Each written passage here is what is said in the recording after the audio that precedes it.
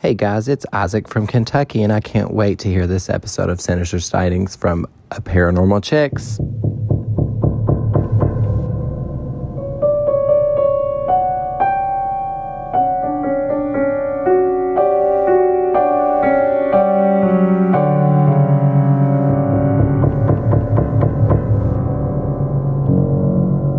Hey y'all, I'm Donna. And I'm Carrie. And we are Paranormal Chicks. Sinister Sightings 97. And you just heard Isaac from Kentucky. Yeah, I did it just like we do Texas. He sounds so freaking cute. He is cute. He's so freaking sweet. You literally read my mind, and I was like, do I want to say that? But you said it, and so I do too. He is. And y'all, I'm not hitting on him. First time ever. Well, if y'all want to be as cute and as perfect as Isaac from Kentucky. Well, that was creepy sounding. But if you want to be as amazing, head on over to patreon.com/theapc podcast. Check out the tiers, see which one works for you. And there's a couple of tiers that have a perk of introducing a Sinister Sightings episode. So if you want to do it, head on over there. I told you the web address, but I'm going to do it again. Patreon.com/theapc podcast. Who says a web address? I have no idea. I just went back to 1992 and welcome back. I just thought of the perfect Halloween costume, a web address. And it's like a spider web, but it's a dress. But it would be like HTTP. And I mean, maybe it's not perfect, okay? I got to suss it out in my head. Also, correction. Last time, oh God, Jenny and her lovely little creepster, they introed the last one, and they were just as amazing as Isaac was. But I said son because I suck, okay? I mean, we know you suck. I mean, I'm good at sucking, but I'm not good at telling ages. I'm not good at telling... Look, Carrie could work in a fucking circus because she could tell you age, weight, everything. I'd be like, Carrie, how old do you think? What size do you think she is? What? Blah, blah, blah, blah. Carrie knows. Me, I'm like, I don't know. 3 to 50. I don't know. Like, that's me. So I'm very, very sorry. Jenny and her daughter sounded great. Donna will be like, well, the kid's sitting up, so 4? I literally said something the other day, and Carrie was like, the kid's a 1. I was like, oh, it doesn't do that yet? Like, I don't know anything about kids other than they have snotty noses, and that's enough. Oh, Lord. Okay. Well, we're very sorry that she misidentified. Yes, that is, I had to correct myself because that is not what we're about. Regardless, thank y'all for your lovely introductions. Yes. Okay. First story. Sinister Sightings, Slaughter at the Sleepover. Whew. Hey ladies, the title of this email is misleading, but popped into my head and is too good to ignore. It'll make sense in like 20 minutes if this email turns out as long as any of my others. Already know who it is. Mm-hmm. Okay, so this is really different from my other stories. A teeny bit of background. I had a friend named Sandra growing up, and she had a lot of stories that were clearly cries for attention. The fact that I just now remembered this story shows how many of her stories were total nonsense. And yes, that's her real name. I'm using this as a bit of a platform for this message. Several years ago, her son was taken away from her by the state, and she ran off with a carnival in a misguided way of getting enough money to get him back. Sandra, girl, if you're hearing this, please call home and let us know you're okay. So we were having a sleepover with the rest of our little group in middle school at our friend's really creepy but cool house. Her room was up this staircase that kind of winds around the house like a tower in a medieval castle. And it was actually off to the side about halfway up. So it was just this door that opened off a random step. We had a little fake seance in there once, but looking back on it, it was definitely our friend Darcy blowing on the candle. Darcy, girl, I'm calling you out. Hit me up if you're listening.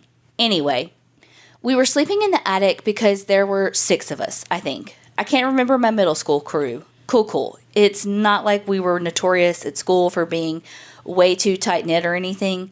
Okay, so anyway, we watched 8 Mile, which I'm pretty sure we were way too young to do. 8 McDonald's, except me, because our friend's dad had gone out and just gotten us a bunch of hamburgers, and they all had onions, and I hate onions, and whatever. I had a piece of bread because I'm stubborn. And we're kind of nodding off. Sandra had already gone to sleep, but the rest of us were trying to stay up because we're stupid kids. Suddenly, Sandra starts sobbing in her sleep and bolts awake. She said her recently deceased grandpa had come to her in a dream, and we all just looked at each other and thought, well, here we go again. Instead, she said that he came to tell her that he was fine and that my great-grandmother asked him to say hello to me for her. Now, Sandra probably knew my great-grandparents, who were my grandpa's parents, because I grew up with them and they were still alive at the time. But I'd never talked about any of my other great-grandparents since I didn't really know any of them. I knew my grandma's mom for a few years and that she was a champion bowler who loved to play bingo so much that she named her dog Bingo. Bingo was an absolute nutballs Bichon who used to terrify me when I was little because she would zoom around great-grandma's house and run over me. When Grandma Slaughter, her last name was Slaughter, hence the email subject, sorry to be misleading, died on Thanksgiving when my brother and I were little, Bingo came to live with us, and my dad made her into the best dog ever. The computer system at my dad's work, which I grew up to work on myself, is named Bingo because my dad basically built it. Cool story, Kat. What does this have to do with the sleepover? Nothing. Like anyone expected me to be able to stay on topic. I can never write a book. That was a big block of text, new paragraph. So anyway, I was a little peeved that Sandra would use my great-grandma to give her story credibility, but what she said next was shocking. She told me that her grandpa said Grandma Slaughter wished she could have watched me grow up and gone bowling with me. Grandma was really happy that I was taking good care of Bingo. Remember, Grandma Slaughter was the world champion bowler, and there was no way Sandra would have known that, and nobody knew that Bingo had been her dog. Sandra then said that Grandma was pretty sure I was going to marry a really good bowler someday, and I'm now married to a man who could honestly be a professional bowler if he had enough confidence to attempt it. Obviously, I didn't know that would be the case at the time, but the whole situation really freaked me out. There was no way that she could have known any of that. That was basically the end of it, and none of us ever had a second thought about it again. Like I said, you would think I would have remembered this story since it's pretty nutballs, but that's just how many of Sandra's stories were made up. We weren't even able to acknowledge the absolute impossibility of her dream because we were all so jaded. It became that weird thing that happened at the sleepovers that one time. Looking back on it, I think we probably owe her an apology because a lot more of her stories could have been true. I don't think her baby sister came back from the dead, though. We can probably call BS on that one. And they all lived happily ever after, I guess, except that Sandra needs to phone home and tell us awesome stories about traveling the country with a carnival.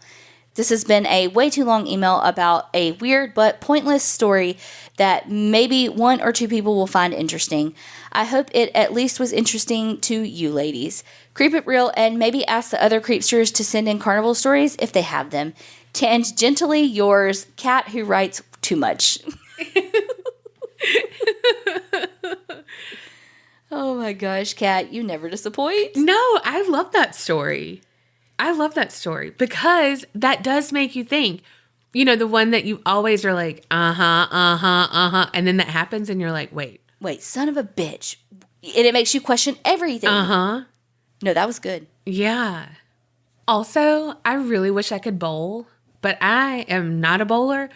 But let me tell you that Tiffany has a fucking bowling ball, y'all. She has her own little, well, she did when we were growing up. Let me just say that.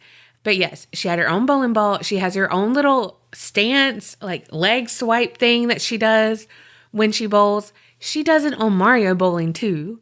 Have you never seen her do this? Yeah, but I didn't Okay. know. I didn't know she had an actual bowling ball. Yes. Her stepdad got her one. Her mom, her stepdad, and her had one. I don't know about her cannot. older brother, but yeah. I always wanted one. You hate bowling, We used to go more. But I suck we at don't it. go now because you hate it. Because I suck at it. Who cares if you suck at it? We all suck at it. No, y'all don't. Okay, you're not great, but Tiffany is really good. Well, who gives a fuck? It's just fun. It is fun, but it's expensive. Oh my fucking god. It is expensive. It is expensive, but you always say, I hate it. I didn't know you hated it because you weren't good. You're not going to Yes. get better if you never fucking go. Hello, I had a bowling party for my 18th birthday. Yes, but then you decided that you hated it, and I thought it was just because you got hot. Oh, also that though. Well, Also, now I you're on hate- blood thinners, Yeah, I do. and you hate the shoes. I do hate the shoes. Well, buy you some Ugh. fucking shoes. I fucking love it. I love going. No, I still granny roll. Well, I did learn how to just like drop, but like I literally drop and walk away because Well, you gotta do it. You're never gonna get any better if you just don't. why do I have to do it though? Because Tiffany and I want to fucking go. Tiffany, we're going. And I say this every time this gets brought up. I always forget that I want to go and you want to go too. Okay, have fun in that pandemic. Well, I didn't say we had to go right now. So Can we move on? We love bowling and you hate it. how did Kat sign that off? Tangentially yours. Yeah, Donna. Okay, next one. Hello. Is this from across the pond? I don't know. Last time I wrote in, I wrote about my experience as a juvenile delinquent. This time I'm taking it over to the paranormal side, and I figured I'll start sending in my paranormal stories in chronological order. I've always been sensitive and open to the paranormal. The first ghost that I actually remember seeing and understanding what it was when I was around 7 years old. At the time, we lived in a small coastal city. It's located in a valley, and so some parts of the town are higher up on the hills than others. My mom had taken my brother and me to the park that was across town. We lived down in the main area of town, and this park is up in one of the richer neighborhoods that are built up. I hope this makes sense. Anyway, we go to this park. I don't remember who else was there, if there were friends, or if we just made friends there. But my brother and I were playing with other kids. We ditched the actual playground equipment and were rolling down this little slope that was at the back end of the playground. We were all taking turns rolling down and running back up. And way down this hill, which did go past where this little slope went, there was a cemetery. Looking back now as an adult, I don't know if the cemetery was that close to us, but in my memory, it's right there at the bottom of the hill. I remember having so much fun. It was chilly and overcast, like always in the mornings. Okay, this sounds like it's across the pond. I had my turtleneck pullover on, and I remember my cheeks being really cold. In the valley, there was always tons of wind, and I remember my bangs going cray. I remember taking my turn again, and instead of immediately turning around and running the short distance back up, I looked down. And there in the cemetery, I saw a man walking with a cane. He was dressed in an all-black fancy suit, and he had a top hat on. He looked up at me and tipped his hat slightly and nodded. I think maybe I waved back, and then the man started walking down invisible stairs into the ground and disappeared. I remember not understanding what I just saw him do at all. Also, I was so confused because I thought maybe it was just ghost Abraham Lincoln and didn't know why he was in California. So I almost said, hello, Honest Abe, to, it's not across the pond. Whoops. How about I didn't even pick up on any of that? Another kid yelled at me to hurry up. Let's be real, it was probably my little brother. And I turned around and ran back to get in line. I knew I saw a ghost, but I didn't tell anyone until I was almost a teenager. I never felt any fear from this experience, but I, for the most part, am still baffled as to why the fuck a ghost would walk down invisible stairs in a cemetery. I've thought about going back to this place to see if I have any more experiences, but I haven't been able to. I hope you enjoyed this little story from my first experience. I'll be sending in another soon. Kayla N. And now, Kayla, I remember who you are. Her and her little brother threw that water bottle. Remember? Yes. And that old lady was like, I'm going to call the cops. Yes. And she was like, I didn't throw no water bottle. Yes. We've been here all day in the cup. Yes. Yes, that's her. Okay, so. Not across the pond, and everything makes sense. Yeah. Well, maybe he went down his steps because it was time for his nap. So what I was thinking is there's that Stoll Cemetery in Kansas, and it says like there's a steps, like the stairway to hell or whatever. I've done it. Don't look surprised. No, I know, but it's just so intense. Yeah, but what if he was in all black and it was fancy? What if he was like going down for a meeting? Well, that's a very intense spirit for her to see for her first spirit. Well, he didn't know. But he was super nice. Right, and he wouldn't just be like, Madame? I mean, like, that's basically what he did when he tipped his hat. Okay, the next one's 3 stories from Ashley B. Hey, Donna and Carrie, big fan of the show. You girls are the first podcast I got into and have consistently listened to working my night shift. You keep me sane. I love the mix of true crime and the freaky, and think you guys do a great job. Keep up the fantastic work. But on to my stories. I have a total of 2, one being my own and one that's my father's. Okay, the first one is Fisherman's Ghost. I come from the small fishing/tourist town of Cape May, New Jersey. It's an old town and known for being haunted. Haunted beaches, restaurants, hotels, and of course, houses. Fun fact, the haunted beach also used to be a nude beach. Hopefully you don't get a naked ghost that sneaks up on you. That would be quite the surprise. Almost everyone has a story. Sign me up for the Sign me up. That would be hilarious. Like a nude ghost like doing the helicopter with his little wee-wee. Why's it gotta be little? I want a big one. Give me that dangling. I've been looking for a ghost egg. I can't with you. Anyways, my brother and I were about 8 years old when this happened. It was August and we were sleeping in the living room because our room had no air conditioner. We finished watching the movie White Chicks and turned off the TV to go to bed. That's when our dog, Xena, like the warrior princess, started aggressively barking at our bedroom. Hair standing straight up, aggressive stance, teeth completely bared. This dog was wildly out of character for her. Naturally, my brother and I are now on edge because the dog is bugging. She would go towards the room, give a couple of nasty barks, back away. She did this a few times. There's a mirror on the door of the bathroom that can be angled to see our bedroom. So this happened to be in that viewpoint. My brother and I leaned over to look in the mirror. In the mirror was the shadow of a man standing in the doorway in old-time fisherman's gear. Needless to say, my brother and I started to bug out, asking each other if we were seeing the same thing. At this point, we were en route to my parents' bedroom, holding hands. The kicker, my parents' bedroom door is not even 3 feet away from our bedroom door, where Creepy Fisherman is. Where we got the balls of steel for this, I'll never know. We walk into my parents' room and wake up my stepmother, his mom.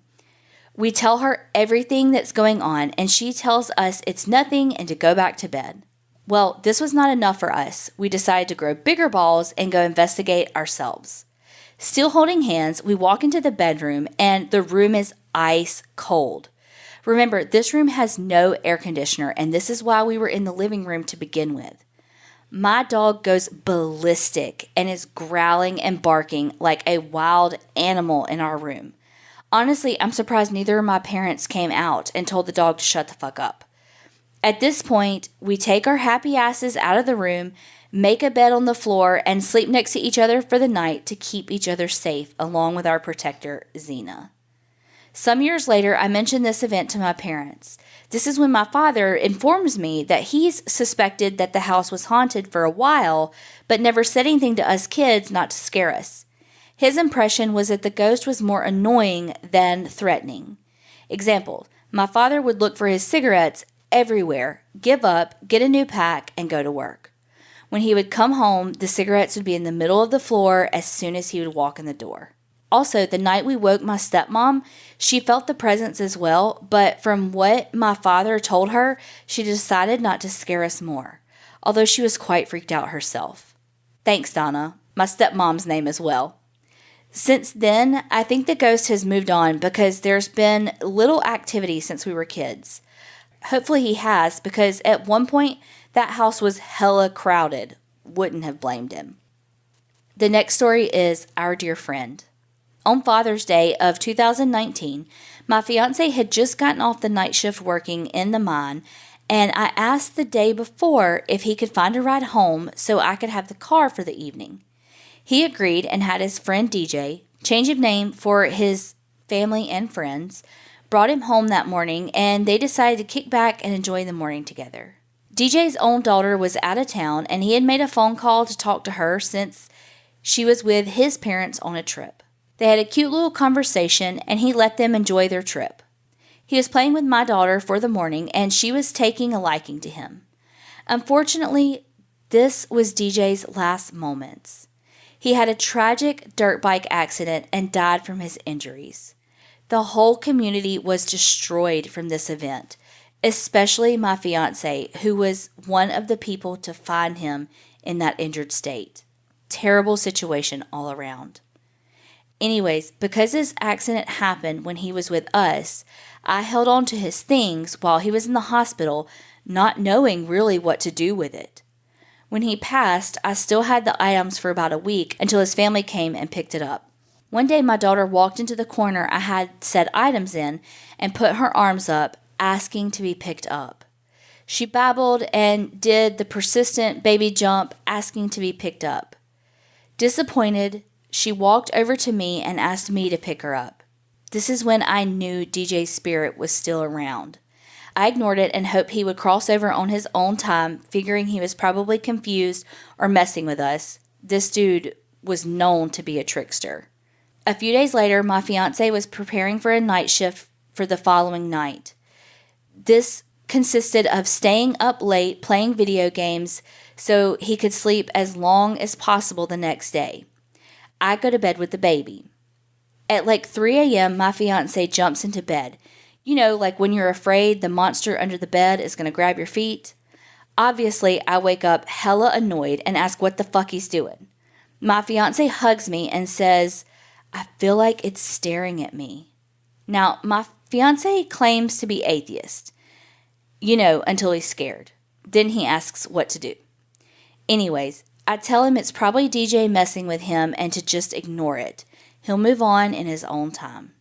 That seems to make my fiance feel better, but he never left the bed. After feeling like we were being watched for a few weeks, DJ did indeed move on. I haven't felt his presence in a year. Last one, my father's story. When my father was young, like 5 years old, sometimes his family would stay at his grandmother's house. He said, of course, I was in the spare room with all of the creepy porcelain dolls, so being in this room, he was already freaked out. Well, one of these nights, he was trying to go to sleep, and a woman walks into the room and to his bed and stares at him. But this woman was terrifying to my father.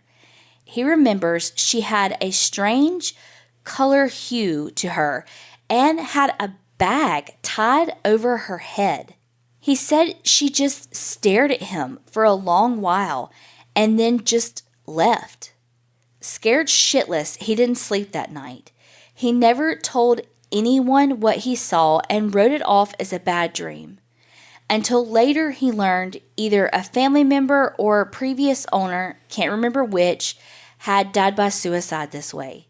Freaked my dad out, and from that point on he believed in ghosts. Not that I think he was ever a non-believer. That's all I have for now. I know you guys said you don't mind long ones, so thank you for making the winded read. I'll link some articles or some stories from my town if you guys would be interested or need suggestions for episodes. Keep up to the good work. Love y'all. Ashley B. Yes, you can say my name. That's so sad about DJ. Gosh, his poor kid and just, everybody. Golly, that breaks my heart. That really is sad. But that's so sweet, though, that, like, your daughter felt him and was, like, wanting to be picked up. Like, she still had that connection with him. Yes. That's heartwarming. But also heartbreaking at the same time. Yeah. I can't even imagine for your fiance. Wow. And also very scary about the fisherman and the lady with the bag over her head with your dad. Oh my God. my gosh. Also, though, your stepmom's got the best name ever. And the best poker face, too, apparently. Right. And you give a Southern goodbye, too, with the, I'm going to send 2 stories. No. Here's a third. Uh-huh. Okay, next one. Ladies, my friend Katie recommended your podcast a few weeks ago, and I'm obsessed with your great stories. I wanted to share something that I've thought about over the years, which happened at my great uncle's funeral home. Also, thank you, Katie. So, to help you understand, their home was actually attached to the funeral parlor itself, which included a sitting room, an office for my uncle and aunt, and a large chapel where viewings and such were conducted. The right side of the building held all of these rooms, including the pretty big chapel, and the left side had a decently sized room for the families to congregate during funerals. My uncle's home was above this area on the 2nd floor. They also had a mortuary in the basement beneath the chapel area where my uncle would perform embalmings. Whenever we would visit, unless a family was there, essentially the whole building beyond the mortuary was free to hang out in. Okay, my girl. The story has to do with the chapel. My cousins were expected to help around the chapel usually, and they would prep the pews and set up the memorial wreaths by where the casket would be set by my uncle before a viewing. That day, my uncle had allowed me to look around the mortuary downstairs out of curiosity, but I wasn't allowed to touch the quote-unquote fridge because an older woman had recently passed and was in there. So, being around probably 12-ish, I was already relatively spooked just by the virtue of seeing all the embalming tools, and my uncle had a laugh scaring me further by letting me in the room and then leaving, stepping into the big elevator that was in there, which is how they would get the bodies up to the chapel and the casket for viewings, and jumping out as I passed by. Oh my God. Later that day, I was playing on my Game Boy in the sitting room and heard my grandma speaking to my cousin, both of them whispering about something on his phone. This would have been around 2006, 2007, so in my memory, it was a Razr flip phone, but maybe it was a different flip phone. Either way, hearing older people whispering, I ran over to nose my way into whatever gossip or punishment was happening. My aunt was out of the office that day, but had asked him to set up the pews for a funeral, given they had been kind of moved around by the cleaning people. To prove he had done the work, he snapped a picture of the pew so he could send it off to her and leave the house, like chores, I guess. And in the picture was a very clear silhouette. From my memory, it was clearly a woman, but like a shadow almost, with the center darker and lightening toward the edges, but with sharply defined shoulders, neck, and head.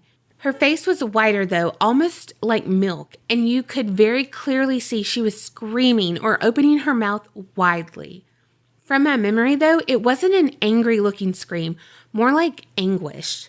My grandma was telling him that it wasn't funny that he would set this up, but he swore up and down he did not alter the photo in any way, and it was very normal of him to send pictures of the work he did around the house as sort of proof before he would leave to hang out with his friends.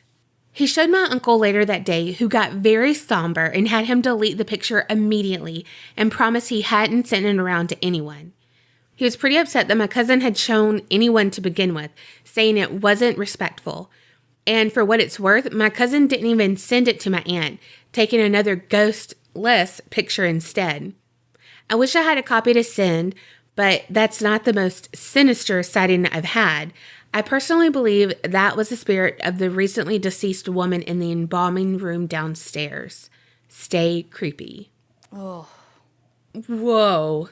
I wonder how the lady down there died. Like, Yeah. was she in, like, anguish when she died?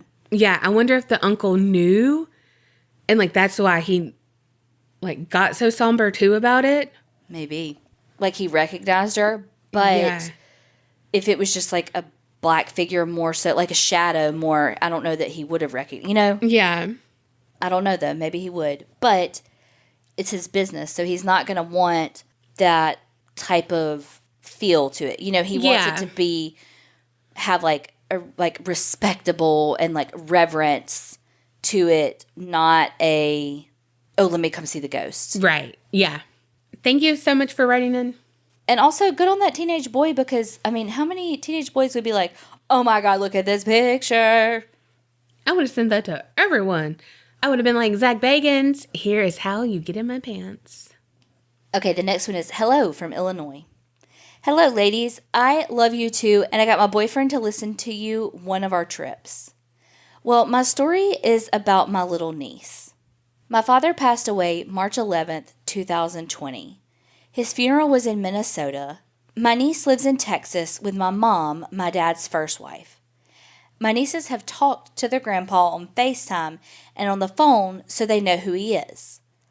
The next day after my father passed, my niece tells my mom that 3 red cardinals land on the fence and 2 flew off and 1 stayed. And she went inside and told my mom that Papa is out there singing to her, and it was a little red bird left by itself. The next day, or a couple of days later, my niece is in her room playing, and she has some Lincoln logs in front of her. And then there's a pile in front of somebody as if they were sitting there, but no one's sitting there. And a little house in the middle. My mom walked by and she hears my niece go, "It's your turn, Papa." And then my mom stops and walks by the room and says, "What did you say?" "I was telling Papa it's his turn." My mom looks where the pile of logs is and goes, "I don't see anything." My niece gets mad and says, "Grandma, Papa's sitting right here." My mom goes, "Okay," and walks away. Calls me and tells me what happened. A few hours later, my niece wants to go outside. My mom tells her no because it's raining. She's crying because she has to go outside because Papa is sitting out there. My mom looks out there and there's no one. She goes, "Grandma, he's right by the fence." My mom goes, "When it stops raining, you can go out and play with Papa. He understands." She stops crying and goes, "Okay." A few weeks go by and my mom is going through old pictures of me and my brother and my dad, and she sees this one. And my niece says, "That's what Papa looks like now." My mom goes, "What do you mean?" She says, "That's what he looks like when he comes to see me." It was a picture of him when he was young and still married to my mom. I love when my mom tells me these stories because I'm so glad my dad comes to see them, because when he was alive, my dad's second wife would not let him see them because my mom had custody of them. So I guess she thought if he saw my mom, he would leave her. I don't know, but now he visits his grandbabies whenever he wants. I have a lot more stories, things like my niece and a little girl in her room and an old lady in the hallway. Sorry so long. Thank you, ladies. Keep up the great work. I wonder why, red cardinals are a sign for that. Because I think so, too. It's, a red cardinal, somebody's coming to see us. Why is that a sign, I wonder? I don't know. Because, like I said, it is for me, too. Right. I'll be like, "Oh, red cardinal. Hey, Grandma." Also, though, male red cardinals, pretty. Female red cardinals, not so pretty. They have an orange beak and it's not as pretty. Same with peacocks. Male peacocks, beautiful. Female peacocks, not so much. They plain. Why nature gotta play us? Also, my grandfather is Papa as well. Also, cannot wait to hear your other stories, though. They sound very good. Carrie's over here with anticipation. Yeah. All right, the next one. The angels that showed up for me. Hey, ladies, I was cruising through podcast about 3 months ago and found y'all and have been in love ever since. Thank you. I promote you ladies every chance I get. Well, thank you. Now that I got my excitement out of the way, I want to share a personal story and experience. Please refer to me as Leanne. I was married about 10 years ago for a couple of years. The man I was married to changed when he moved me from my home state of Indiana to Florida. It's the traditional story of abuse. I can skip most of the terrible details. So picture it. It was 2011 and my ex-husband and I went out with his gay cousin to a drag bar. My first time, and it was amazing. Best thing in the world. Just wish I could redo the ending of that night. We were leaving at closing and Michael was being very friendly on his way out. He was in his 50s and so happy all the time. He pats his big Aussie man's arm, total bodybuilder, and says, "Bye, I hope you have a great night." Big man follows us out and knocks poor Mike down. I lose my shit. Nobody is going to treat my people bad. I, being 5'3", say that was completely uncalled for. There's enough hate in the gay community. We don't need to act this way. Very loud and upset. Michael is crying, and I put my hand out to help him up. Big Aussie man turns, taps me on the shoulder, and I turn to look at him, and he says, "Where's your old man? He needs to put a muzzle on you," and has a firm grip on my shoulder. I look, and my ex-husband is behind him. He nodded, and I throat punched the very large Aussie bodybuilder, and he leans forward. I get Michael up, and we run to the car. My ex-husband proceeds to go to work on this guy. He runs and jumps in the car, and I'm driving us back to Michael's. Ex-husband turns on me and starts slamming my head into the driver's side window. This is going to get graphic. I'm now trying to drive, and he just keeps bouncing my head off the window, screaming that I had no business getting into men issues.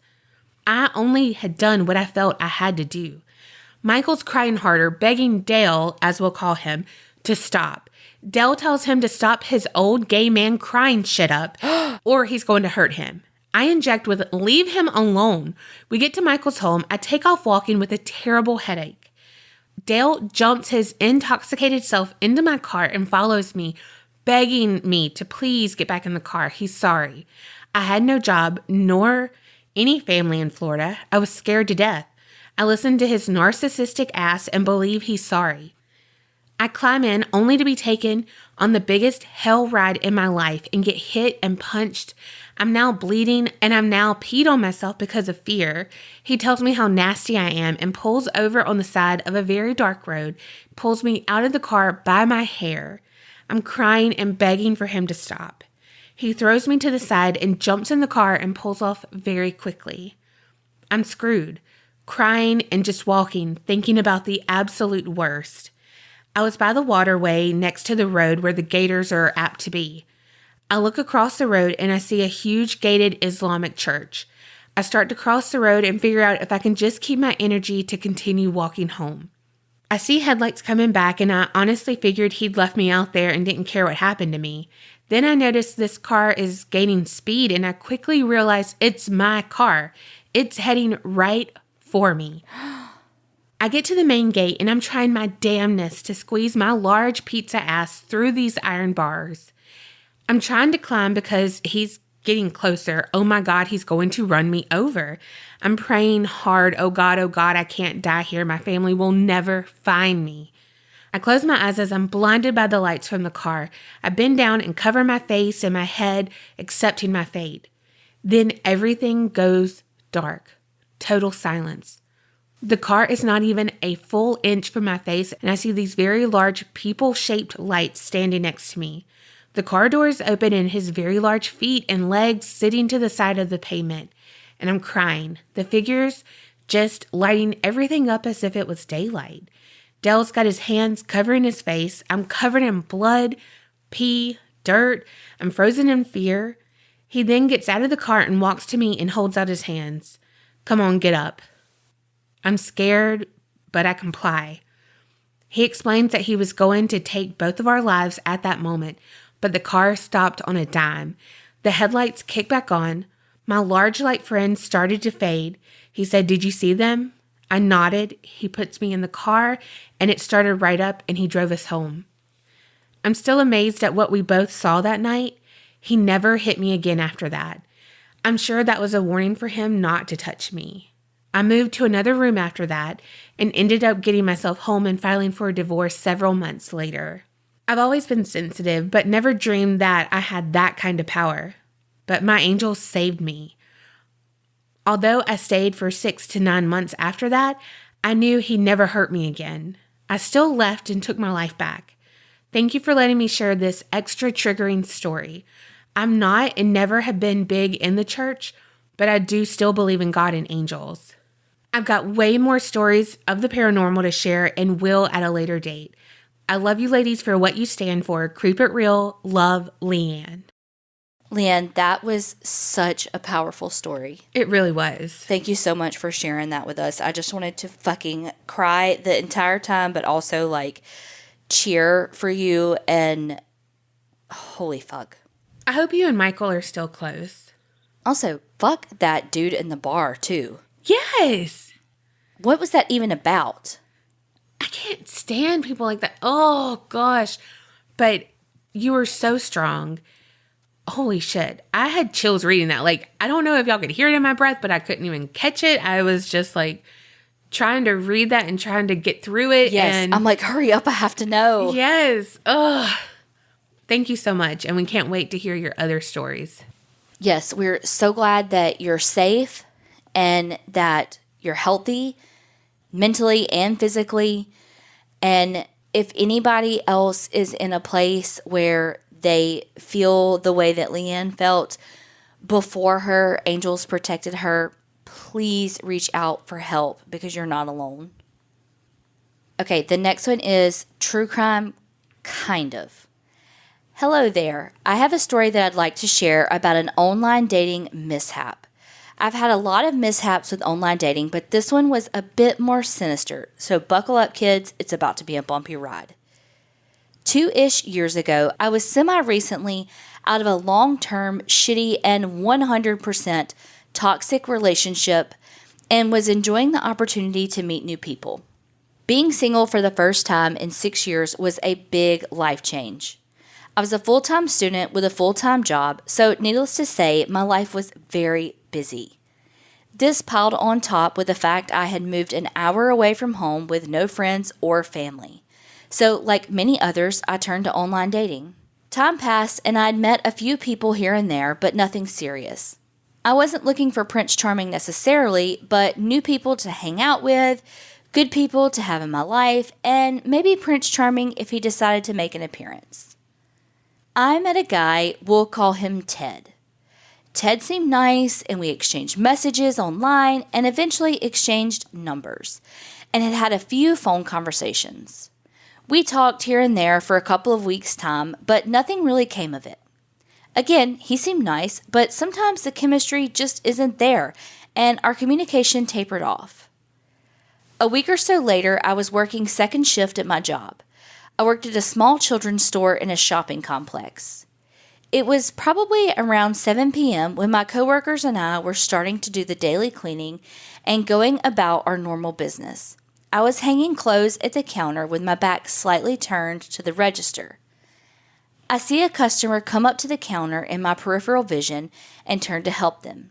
Now, at this point in the night, I'm super checked out from work and thinking about sleep or food, I'm sure. So I'm simply going through the motions.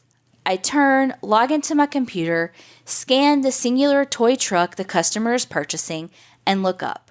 I sense a vague familiarity in this man's face, and the gears in my head are still turning when all he says to me is, "I guess we don't recognize people in person, do we now?" It was Ted. I will never forget the condescending, towering, but quiet tone of his voice when he said that to me, like he knew he had some kind of power over me. Somehow this man had found out where I worked and what time I worked. I was shocked. All I could get to come out of my mouth was, "That'll be $4.82. He paid, said not another word, and left the store. I watched as he climbed into a huge truck and powered on the lights. I realized he had been watching through the store's large windows for some time as I realized that truck was sitting there powered on as I had washed the windows some time earlier. I immediately started crying, and all of my coworkers looked at me puzzled as I explained the situation. They insisted I take a break, so I waited until he pulled out of the parking lot and I went to my car to take a break. I called my mom, who was an hour away, and frankly, she's a hard ass, so she was giving me some tough love for talking to strangers online. So in the spirit of my mom, I nutted up and went back into work and shook it off. As I got back to work, I kept getting phone calls from Ted. He texted me. He was saying we should hang out after I get off work. Like, what the fuck?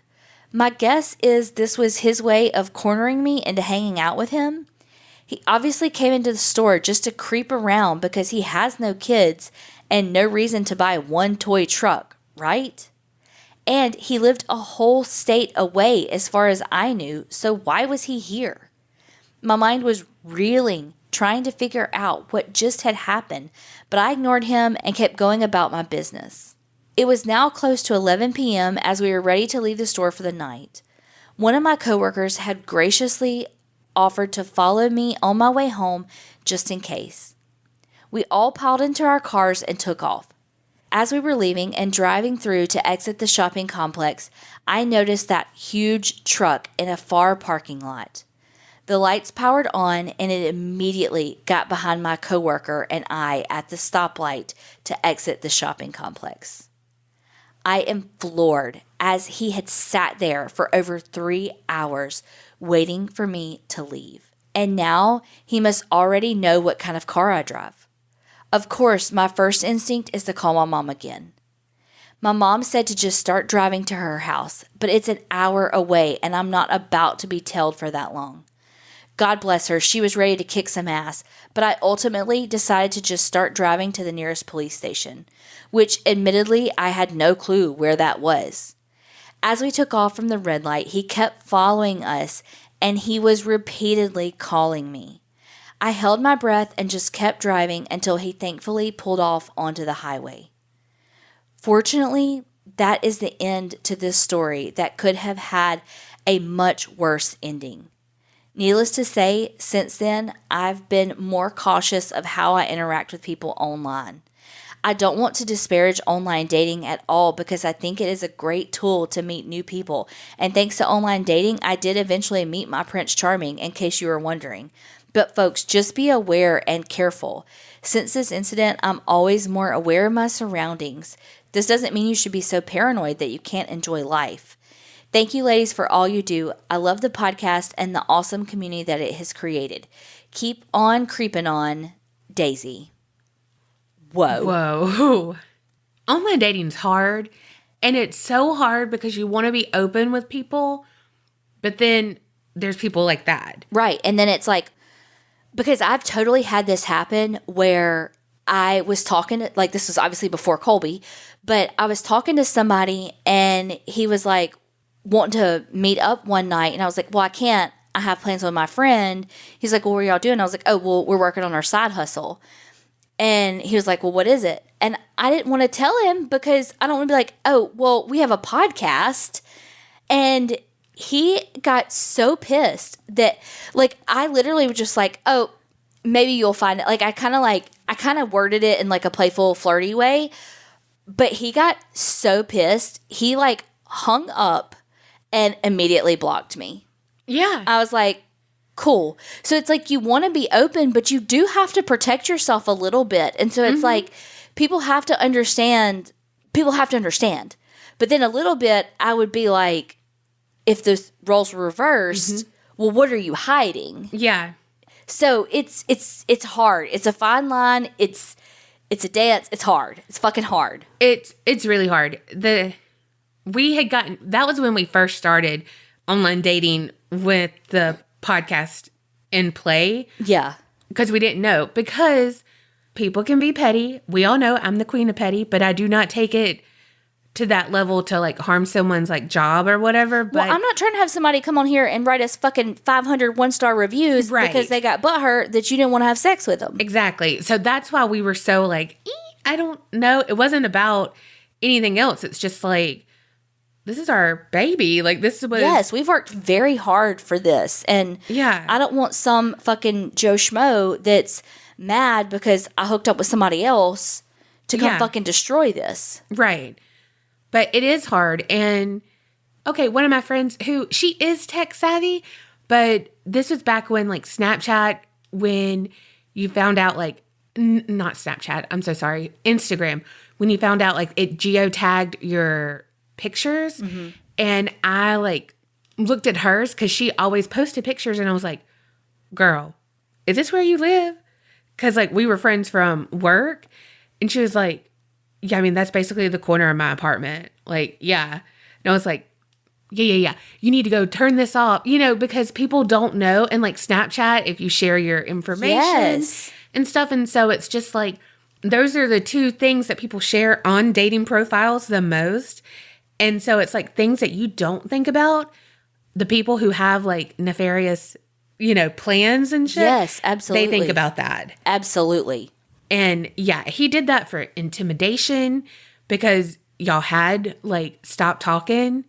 And so it was like, oh, I'm going to get her to talk to me. And usually people would be like, all right, let me just talk to him. Let me just get this Just out of fucking the way. answer the phone. Yep. And Honestly, if you'd have answered the phone, it probably would have turned out differently. yeah. But then on the flip side, it could have turned out differently because you didn't answer the Yeah, you phone. never It could have made know. him escalate. Like you don't know, you don't fucking know. And You just that go is with your gut and hope for the best. exactly. But you did the right thing heading towards a police station Yes. because even when I was reading that, Donna was like, "Yeah, girl, yeah, Yes. girl." Like I wish you could have seen her. She's like, "Yeah, yeah, yeah." Yes.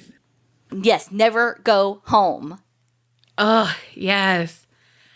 But seriously, like now again, Colby is in the picture. So Carrie's, like Grandma Carrie over there married, basically, like whatever. So she's the one that like, me and Tiffany have to send all our information to if we're going to see somebody. But like we share as much information as we can because you have to be as safe as possible just because you never know what can happen. And that's what sucks. But we will, before Colby, like if I had a date or something with someone from an online thing, I would send the pictures from their online profile. I would send pictures if they had sent me some, like on our text messages. I would send their contact information, obviously like their screen name, any indicators so that Donna and Tiffany would have who I'm meeting. Yeah. And then, I mean, if you've got an iPhone, do share location. Don't just send your location, do share location. If you don't have like a Life 360 or something like that, send that to your best fucking friend and share it indefinitely until you get back from your date and then you can turn it off. Yeah. Something like that so that they've got it and it's not, It sucks to be that way. Like how you said, you can't be paranoid, but it's just what it is. I'd rather be safe than sorry. Like I'd rather that I'm coming to your house before I can come and catch you and Colby in the act and laugh about it. Oh my God, I have a tangent thing to go into in just a second. But then you to not know where I am because I didn't share it and be like, well, he wanted to go to the gas station real quick and we went up there and then we went somewhere else and, and you not know. I'd rather you have my location all the time. I don't care. But also, sorry, tangent time.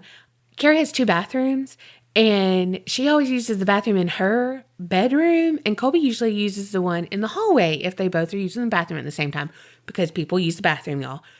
I came in and here's the thing about Colby. He loves the TV loud and he will leave a movie running all the time. all the time. Me and Tiffany, Tiffany does too, but me and Carrie do not. No. And I came in, I didn't hear Carrie yell for me. I heard her come in and I was like, hey. Did not hear that at all. I was talking to Bo.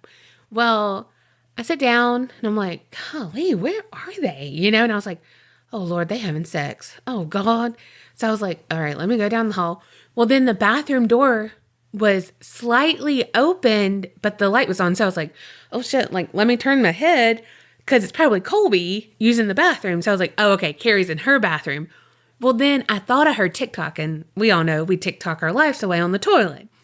I was like, do, do, do. Well, of course, Beauregard had to come with me and his nails click, click, click, click, click, click. I don't even know how I did this, but I like banged on the door because I almost opened it, y'all. I almost opened it because Carrie does not like to be seen on the toilet, but I just banged on it. And then I hear, babe, what the hell? And I was like, oh God. Oh God. Like, almost saw Colby. Oh God. Like, oh. I was like, Bo, let's go. And then I went to the hall bathroom and I was like, I opened it like wide open then. And I was like, what the hell? And she was like, what? And I was like, you didn't hear me walk through? And she was like, no, you didn't hear me yell at you? And I was like, no.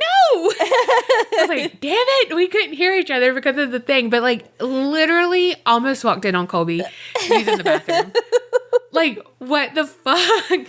Like, thank you for my angels for saying, hey, you know what? Just slap that door.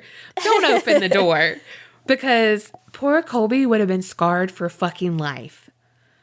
I myself would have just been laughing my ass off and probably peed myself. But Colby would have never been the same.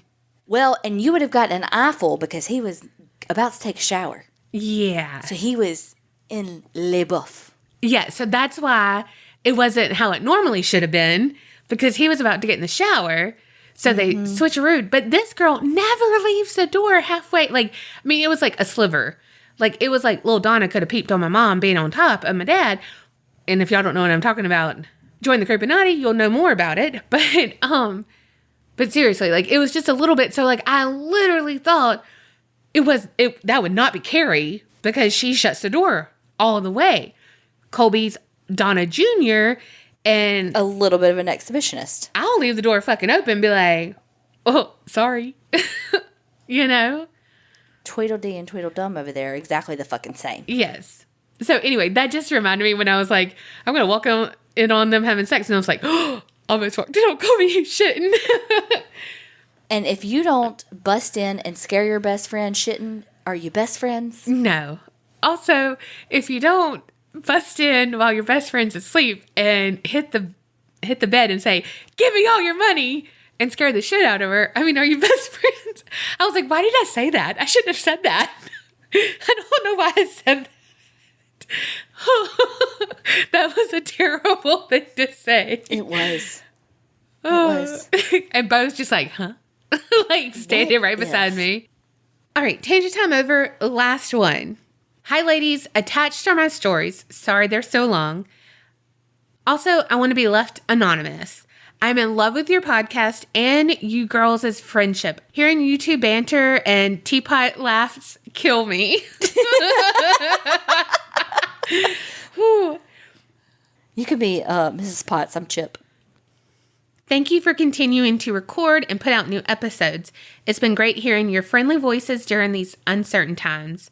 I also really appreciate how the two of you put a lot of thought and care into talking about the real world issues we are all experiencing. And even if you don't agree with an issue, you are still respectful, which doesn't happen often these days. Your compassion for people really shines through, and that's what's got me hooked on your podcast from the start. Also, your accents. Most of my family lives in Tennessee, and I'm in California. I don't get to see or talk to them often, so it's comforting to hear someone say y'all. Well, thank you so much for that. Yeah, that means a lot. Yeah, that really does. I have 2 stories to share with you.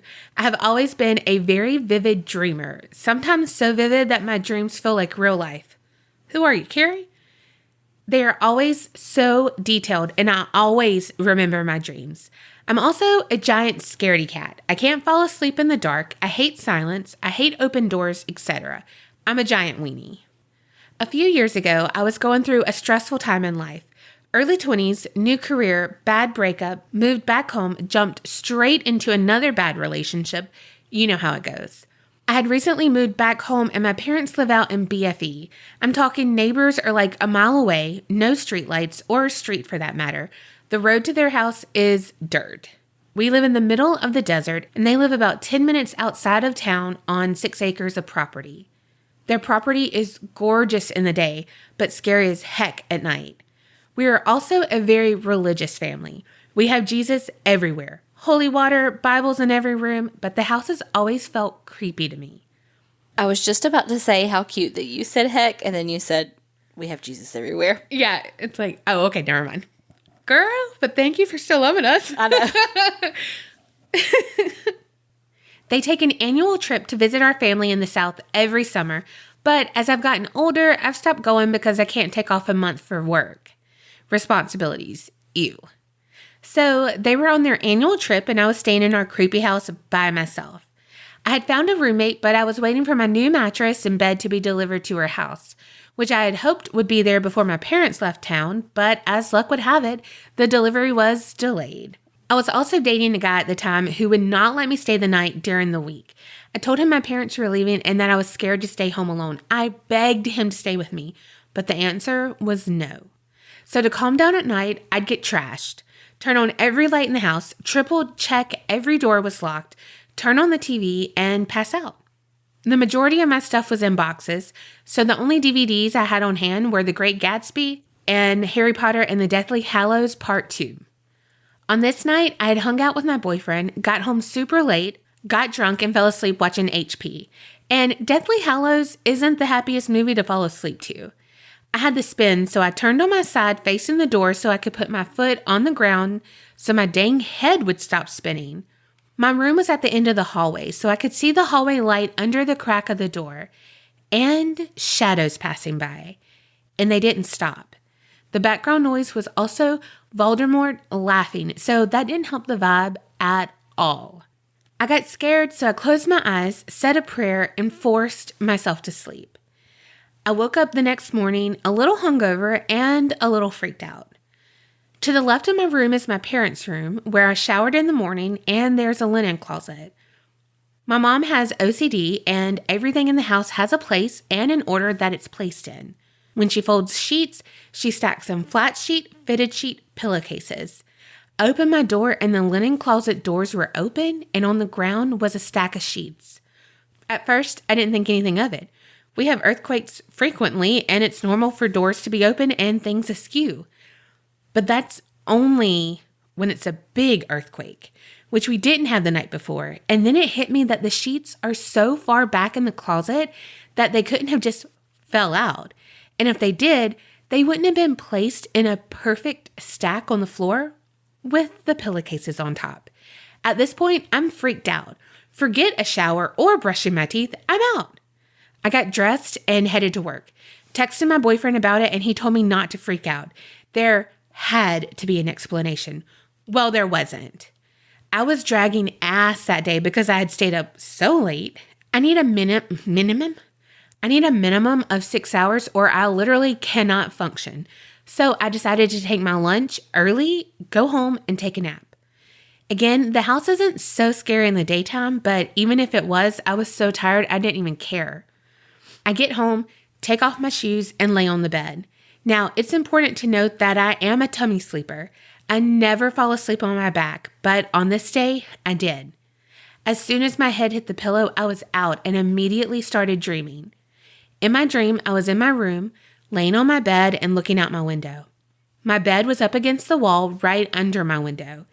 And as I'm looking out the window, I hear kids laughing, and I think to myself, the kids are out of school? I'll go out and I'll say hi.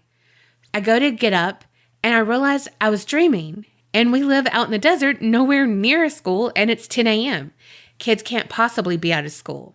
As soon as I made the realization I was dreaming, it was like someone punched my spirit back into my body and pulled the shades over my eyes, and I was frozen on my back and could not move. The room was pitch black and silent, two of my biggest fears, and my head started moving back and forth because someone was kneading both sides of my pillow fast. Oh my God. Then I felt pressure on my chest and I went deaf. I could not hear anything. Suddenly, my head stopped moving and the room went cold. I felt someone at my side and heard a child whisper, What? directly into my ear. No thank you. I looked to the corner of my room and there was a black figure as tall as my ceiling, and it pointed at me. At that moment, the room went light and I could move again. I opened one eye and I scanned my room. The coast was clear, so I ran out of the house, didn't even lock the door behind me, and I sped back to work. When I got to work, my coworker, no joke, said, "Are you okay? You look like you've seen a ghost." I pulled her outside and started bawling, swearing I just saw the devil and my house was a portal. I had had paranormal experiences, but it has never been negative, and it sure as hell has never held me down and needed my dang pillow. She told me about sleep paralysis and that she had experienced something similar. I spent the rest of my day researching sleep paralysis, which can be brought on by stress, check, not sleeping well, check, sleeping on your back, check. It made me feel a lot better to know that sleep paralysis is common because I legit felt crazy, and that it was my brain and stress that had made this experience happen and not the actual devil. After reading so many stories, my experience could have been a lot worse. Some people experience sleep paralysis every night, having things touch them, stare at them, scream at them. No, thank you. Your girl needs 8 hours. I moved in with my roommate that night. I told her what happened, and she actually had sleep paralysis for the first time a few weeks prior. She vibrated and had a bright light shine on her and felt like her soul was leaving her body. So she blew up an air mattress for me, God bless her, and went with me to get my stuff. I have not stayed at my parents' house since that day and still have no explanation for the shadows in front of my door or for the closets and the sheets. But sometimes it's okay to not have answers and just let things be. Okay, second story, also about dreaming. Last summer, I went to Peru with some friends to climb Machu Picchu. We stayed in Peru for 8 days and spent the first half of our trip in the city, the last half in Machu Picchu, which was incredible. The culture, amazing. Food, superb. People, so kind. It was truly a life-changing trip. Machu Picchu itself was indescribable. The view left me speechless, and how people carried stones all the way up that mountain blows my mind. They had legit irrigation systems, perfectly symmetrical houses, gardens, temples. It's miraculous. Then they all just disappeared. Possible story episode, Donna, ... aliens? Okay. It was absolutely beautiful and truly a wonder of the world, and I highly suggest going when we can travel again. The night before we climbed the mountain, we stayed in the Sacred Valley, which is gorgeous and has an incredible history of the Inca tribe. Many of the locals there are of Inca descent, and it was incredible to see how they live. The old architecture, their local cuisine, it was amazing, and everyone was so kind to us. In the daytime, it was beautiful, but at night, there were no streetlights, no traffic, just pitch black silence. We were staying at an Airbnb, and the woman owned 3 houses on this hill. She let people stay in the house at the top and bottom of the hill, and she lived in the middle house. She gave us the house at the top of the mountain, and she had several large dogs, so we genuinely felt safe, and that if anyone were to try to get us, they would have to get past the dogs first. This house was beautiful. It had a beautiful view of the mountains, a balcony, and a porch with a hammock, and the weather was perfect. We spent the day exploring the valley, and when we got back to the house, the front doors were wide open. Weird, but we didn't think anything of it because we had a hard time locking it before we left. Stupid to not be suspicious and cautious, but we just felt so safe there. The house was 2 stories, and to get to the second story, there were very steep, small stairs. At the top of the stairs, there was this bedroom. Turn left, and there was a door to the balcony and 2 additional bedrooms on either side of the door. We get cleaned up and ready for bed, and it was freezing that night, so I was in 3 layers of clothes with 2 blankets. I was sharing a room with one friend, and our other friend was in a room by herself. In my room, there was a stained glass window with a view of the mountains, 2 beds that faced that window, and a nightstand. I did not feel comfortable there that night. I bring a rosary with me when I travel for protection, and I grabbed my rosary and put it underneath my pillow. We pulled the nightstand in between our beds, propped up my phone, put on Friends, and I went to sleep. I fell asleep fast, and in my dream, it was daylight outside. I was walking up to the house, calling for my friends, and the doors were wide open. I walk inside, and I'm calling their name. No one answers.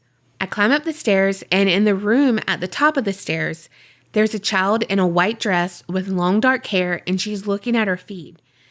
I say hello, and she charges me. So I run into the room I'm staying in, and I shut the door. All of a sudden, it's night, and I look at the window, and there's someone staring at me, and they look evil. I'm pushed back onto the bed, and the little girl is floating on top of me, choking me. I'm screaming for my friend, and she has her back to me so she can't hear me. I feel my rosary in my hand, and I start saying the Lord's Prayer out loud. In every other word of my prayer, she squeezes my throat so I can't talk to breathe, so I start saying the prayer in my head. As soon as I said amen, she disappeared, and I woke up drenched in sweat. I had only been asleep for maybe an hour. Then the dog started barking, and our other friend ran into our room asking if we felt weird. And I said yes, but I didn't mention my dream. My other friend said that she felt fine. I stayed up for a while praying and texting my boyfriend. And eventually I calmed down and went back to sleep. In my second dream, I was a little girl. I had long dark hair and I was in the white dress and I started having flashbacks. I lived in that house with my mom and dad. My mom was a native and she was beautiful. My dad was a white man and he was awful to my mom.